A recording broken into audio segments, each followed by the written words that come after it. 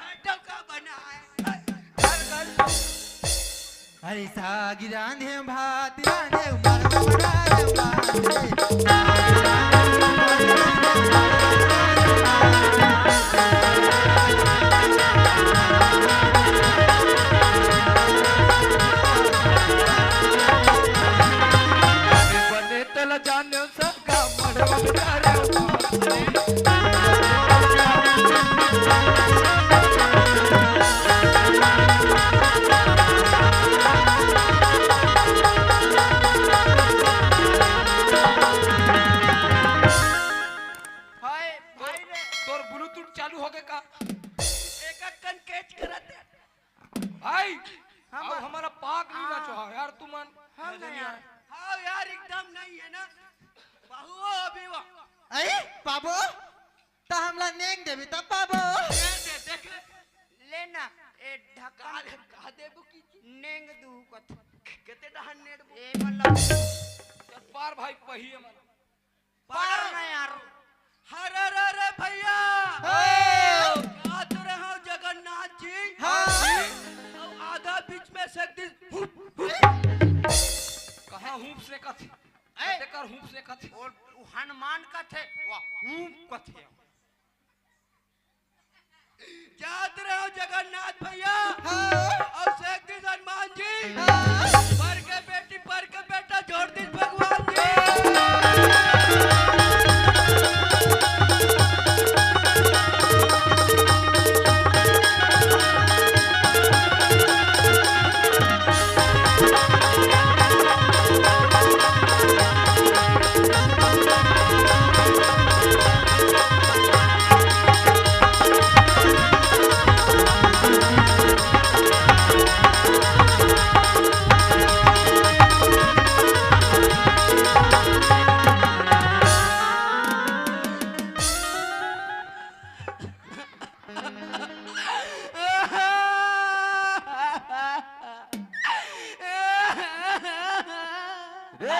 काबर हस रे बनेत नाटक कुदत हो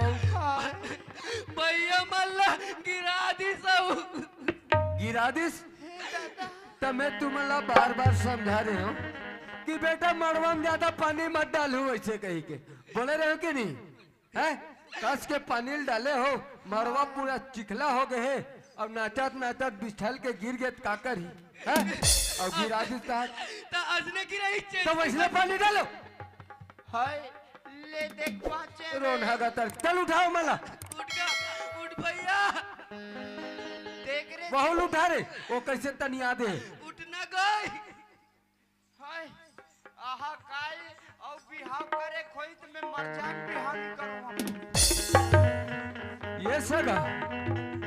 हाँ जी अब काहे नटे को नहीं तो हो गए तेल हल्दी सब हो गए है नहीं हाँ अब सीधा मोर सोपो है नहीं मोर सोप के टिकान बैठा देबो ओकर बाद टिकान उस साल के विदा दे दू तान हम अपन घर चल देबो चलो ठीक है हाँ अरे ये बाबू हाँ ये दूल्हा मला बैठाना जी दूल्हा माल्ला कैसे करूं बैठार का था हाँ फिठार हूँ अब लगीन लगाना है ना हाँ हाँ हाँ, हाँ। लगाबो हाँ हाँ बैठ जी बैठ कहूँ बैठ जी होकर जी अरे कुर्सी में बैठा रे बाबू कुर्सी में अपने बैठार की अरे हे भैया आना गई अरे कैसे का जब के नहीं कमान हा कसा भाई ये मार गाड़ी का वापे काटने में कैसे जी ये डान का बारात था यार तब पेशाब पानी खलो नहीं जान दो यार करते तभी दूल्हा बने तई वो हवका जी में भुला गए हूँ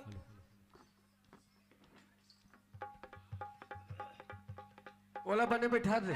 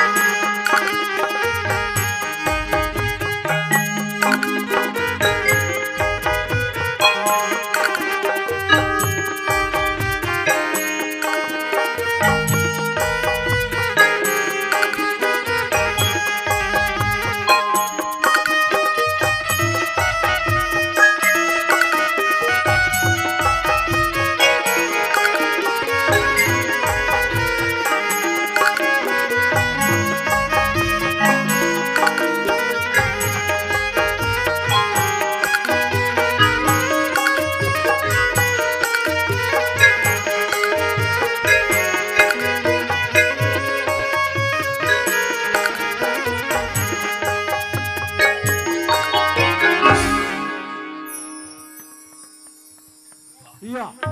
ये कैसे का कमान हा कसा अरे हो गए रे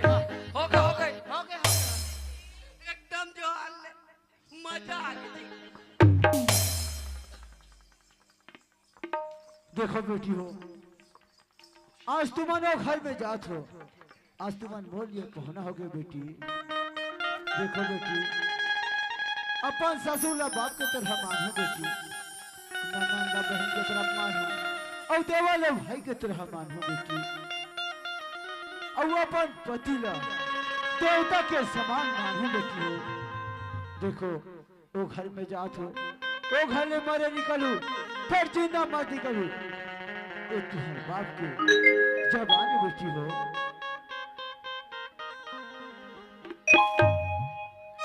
सुनो तो बेटी,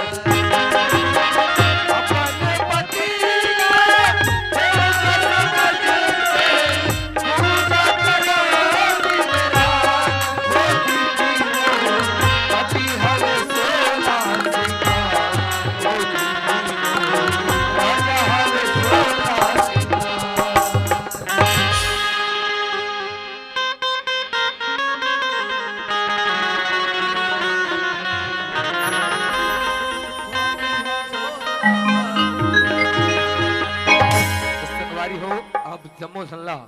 मड़ई मेला के